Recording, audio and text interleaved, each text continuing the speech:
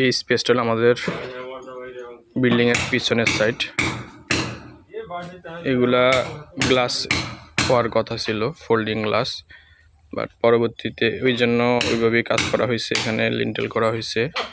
এখানে একটা 5 ইঞ্চি ব্রিক ওয়াল ছিল, এগুলো এখন ভেঙে দিয়ে এটা পুরো ব্লক করে দেওয়া হচ্ছে। এটা তখন সিদ্ধান্ত হয়েছিল, যারা ক্লায়েন্ট সিদ্ধান্ত দিয়েছিল যে এখানে গ্লাস হবে, বাট এখন পরবর্তীতে সিদ্ধান্ত চেঞ্জ হয়ে এখানে পুরো ব্রিক ওয়াল হয়ে এটা ব্লক হয়ে যাবে।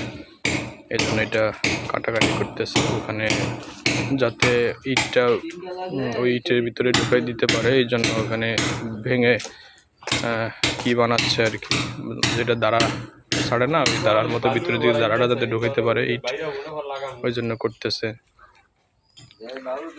আর কি।